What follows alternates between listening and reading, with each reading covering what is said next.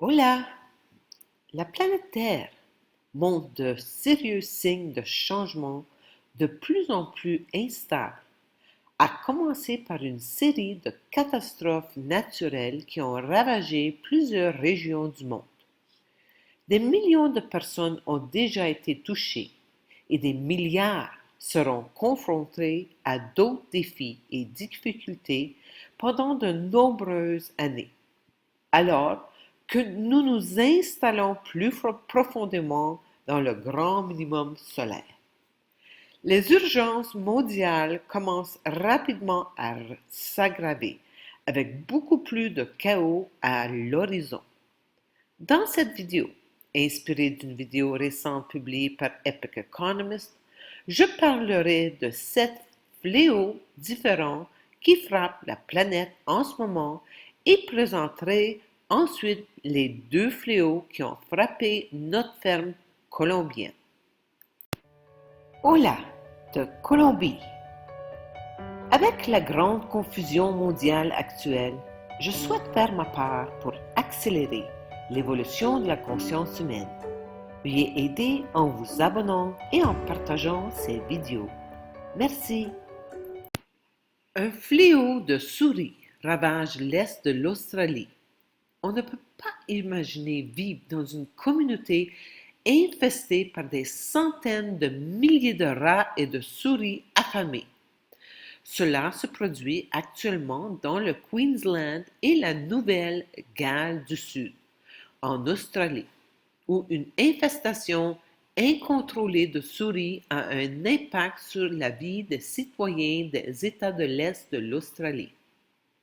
Il ruine les récoltes de céréales entières des agriculteurs locaux.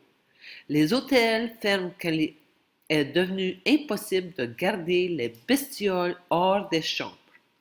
En raison du rythme incroyablement rapide de la reproduction chez les souris, la peste actuelle ne fait que commencer.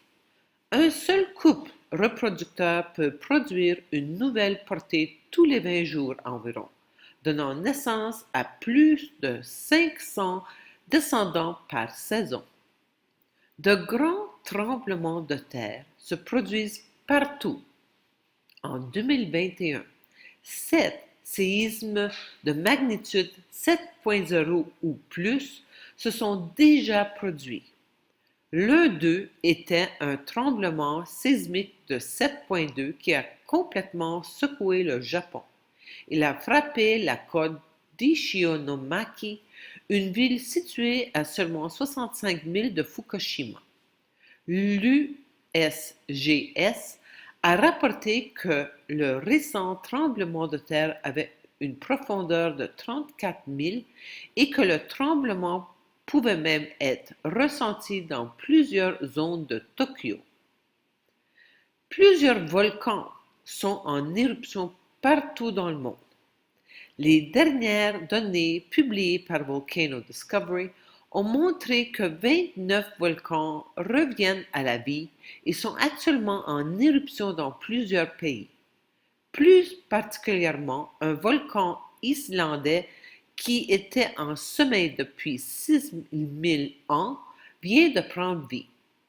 La police islandaise a informé les résidents de rester à l'intérieur et de maintenir les portes et fenêtres fermées pour éviter la pollution par les gaz. Une nouvelle méga sécheresse se propage dans les États du sud-ouest des États-Unis. Une grave sécheresse affectait déjà l'État de Californie au cours des derniers mois, mais maintenant le temps semble s'aggraver alors que près de 2 tiers de la nation entière est abnormalement sec. Les prévisions du printemps du gouvernement fédéral ont relevé qu'il y avait peu d'espoir de secours dans un avenir prévisible.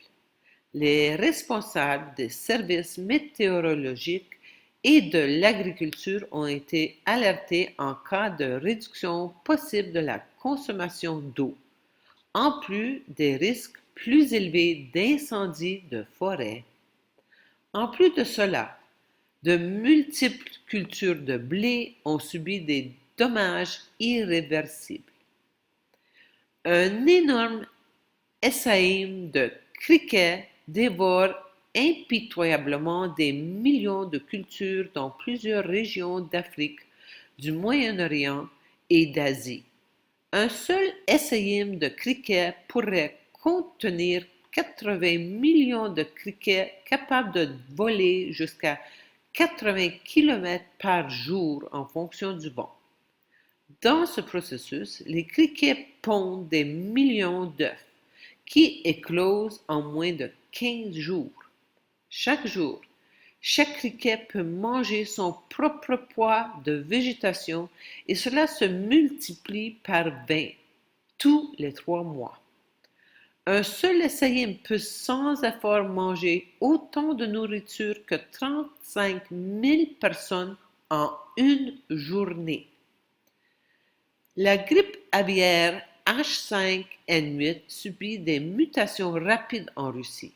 Les experts s'inquiètent et prédisent que bientôt le virus pourrait commencer à se transmettre d'homme à homme.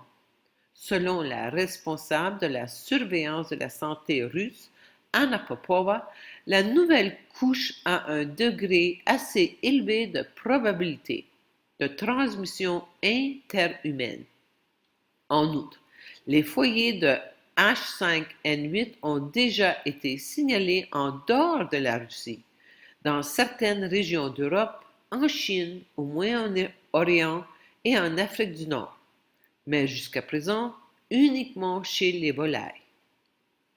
La crise sanitaire n'est pas terminée. Même si des vaccinations de masse ont commencé dans de nombreux pays, les nouvelles variantes trouvées au Brésil pourraient résister aux vaccins déjà développés. Une différence majeure entre la première souche et la souche détectée au Brésil, contenue sous le nom de P1, est que P1 affecte les jeunes adultes en bonne santé. La nouvelle mutation est 2 fois plus transmissible et même ceux qui ont déjà attrapé le virus pourraient être vulnérables. Sur notre ferme, nous avons planté 5 acres, 3000 plantes de Sacha Inchi. C'est une plante de type vigne étonnante et généralement très résistante, produisant une noix très riche en huile essentielle. Elle contient 55% d'oméga 3 et 33% d'oméga 6, ainsi que des antioxydants naturels, qui sont des conservateurs naturels de la vitamine A et la vitamine E, et 33% de protéines. Sacha Inchi est une source de nourriture parfaite qui 1. Renforce le système immunitaire, 2. Régule la pression artérielle, 3. Améliore les facultés neurocognitives et les conditions inflammatoires, 4. Réduit les problèmes hormonaux et ralentit le processus de vieillissement, 5. Elle a des effets protecteurs contre le développement de certains types de cancers, et 6. Elle contrôle et réduit le taux de cholestérol. Je crois que cette incroyable source de nourriture fournira aux agriculteurs latino-américains une solution parfaite. Cependant, après une année productive, toutes les plantes ont commencé à sécher et depuis le début de la pandémie, les 3000 plantes sur cette ferme sont complètement mortes. De plus, toutes les bananiers et les plantains ont été attaqués par un ravageur et ils ont tout pourri de l'intérieur et se sont effondrés. Nous avons besoin de ces plantes pour fournir de l'ombre aux plantes de café et maintenant cette protection d'ombre a disparu. Nous vivons à une époque où tout ce qui peut être ébranlé sera ébranlé. Il est prudent de dire que tout cela ne fait que commencer.